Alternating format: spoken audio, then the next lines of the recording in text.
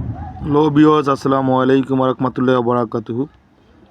আজ দেখাবো আপনাদেরকে আমাদের গ্রামের বাড়ির গাছগুলো। গত 3 বছর আগে আমি এই গাছগুলো লাগিয়েছি, কাঠ গাছ। এই কাঠ গাছগুলো আজ অনেক বড় হয়ে গেছে।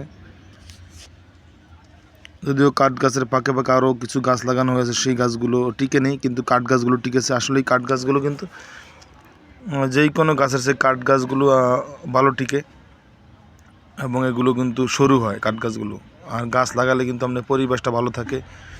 খোলামেলা জায়গা, পরিত্যক্ত জায়গা থাকলে আপনারা গাছ লাগিয়ে দেবেন এভাবে আমার মতো। দেখতেই পাচ্ছেন গাছগুলো খুবই মোটা হয়েছে। আমি গাছগুলো যখন এখানে আসি তখনই দেখার চেষ্টা করি। এগুলো খুবই ভালো হয়েছে, গাছগুলো খুবই অসাধারণ হয়েছে। এখানে আরও বড় বড় অনেকগুলো গাছ আছে, অনেক বছর আগের, 10-15 বছর আগেরও গাছ আছে কিছু। ওগুলো এই যে গাছটা কিন্তু, এটাকে আমরা সৃষ্টি গাছ বলি, এই গাছটা কিন্তু অনেক মোটা হয়েছে। ওই গাছটার বয়স আনুমানিক 10 বছরের উপরে হয়েছে, 15-16 বছর হয়েছে। এই যে পরিত্যক্ত বাগানে আমি সম্পূর্ণ বাগানটা গাছ লাগিয়ে দিয়েছি। দেখতে এখানে কিন্তু অনেকগুলো নারকেল গাছও আছে। মজার বিষয়, এখানে কিন্তু অনেকগুলো নারকেল গাছও আছে। দেখতে পাচ্ছেন অসাধারণ একটা জায়গা আমাদের এখানে।